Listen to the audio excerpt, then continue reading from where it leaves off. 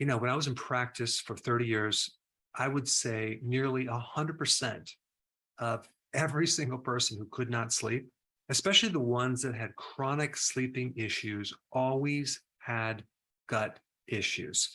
Either they had irritable bowel syndrome or celiac or Crohn's or diverticulitis or heartburn or bloating or indigestion. Something was going on in the stomach. And this is probably why when people take probiotics before bed, they sleep better.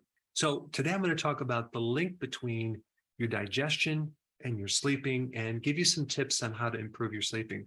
I've done a lot of videos on sleeping, especially related to light and how that affects the circadian rhythms, how it can either stimulate or inhibit sleep, depending on how much fluorescent light or LED light that you're exposed to. So if you haven't seen that video, that would be also very important. I'll put that link down below. But you have this clock in your brain, the suprachiasmatic nuclei, or you might want to pronounce it suprachiasmatic. I'm not even sure how do you pronounce it exactly, but there's a clock in your brain that regulates your sleep patterns. And that clock uses as its main hormone something called melatonin. And so the question is, how do you get enough melatonin to make this clock work correctly? Should you just take it as a supplement? And I don't recommend that, because anytime you take a hormone, you really are treating the symptom. You're not getting rid of the cause. And I want to know what's really underneath the deficiency of melatonin. Also, when you take hormones, you inactivate the gland that makes them.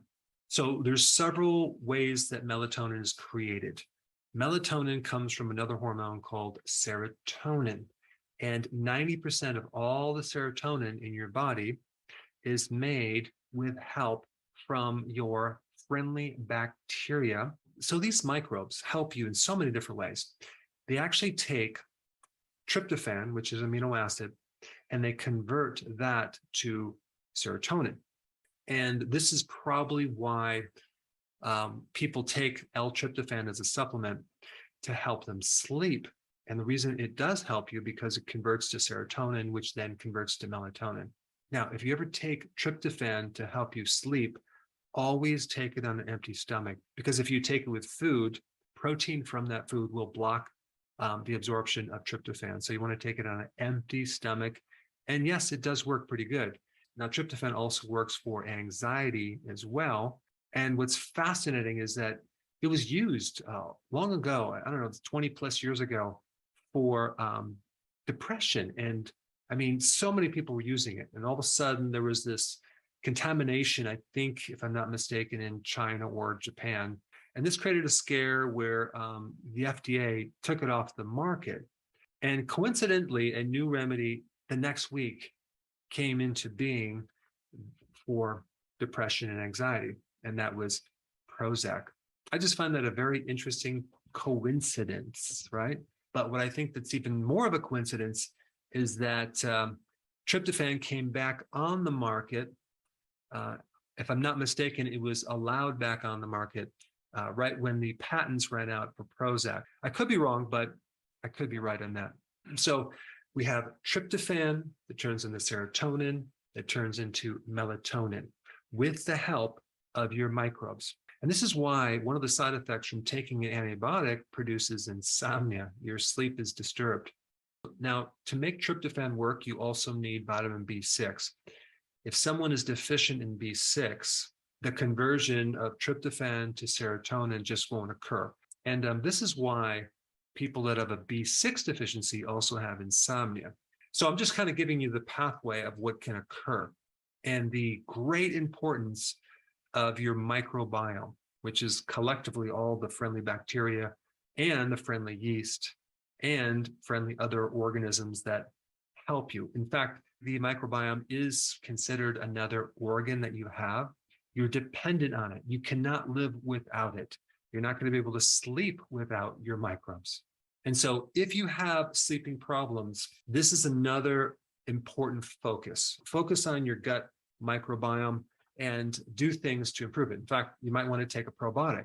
You might want to watch my video on taking kefir before bed, or at least later in the day, to help you sleep, because it's a great remedy. But you can also use kimchi or sauerkraut, and that can help you. Now, these microbes also consume fiber. And I also personally find that if I don't consume like a salad, my sleep isn't as good. So I do find that fiber from salad does help me sleep. Other people with gut issues might find that fiber not helpful. They would probably sleep better without it. But if you don't have a gut issue, it might help you, because also the vegetables have the potassium and magnesium that does help sleep. The other really important thing I want to mention in this video is that if you are doing fasting, okay, in the past, I've recommended certain patterns of fasting. Let's say you're going to do, I don't know, 18 and 6. You're going to fast for 18 hours, and your eating window is 6 hours. But the time of when you eat can greatly affect your sleep as well. There's some new information, which I've done a video on, which I will put down below, that basically states that if you shift your eating window to earlier in the day, which opposes what I've been recommending, but you might want to try it out. So you would eat in the morning, eat your breakfast, and then have your second meal, if you do a second meal, no later than 3 o'clock p.m. You may find that your sleeping is much better because there are certain food genes that are normally downgraded. So if you upgrade them with food, you're stimulating certain genes that can actually make you more awake. So this late night grazing is terrible for sleeping. Eating too late might be not good for sleeping. So you might want to try having your last meal no later than 3 in the afternoon, okay? And don't worry about quantity. Have a good meal.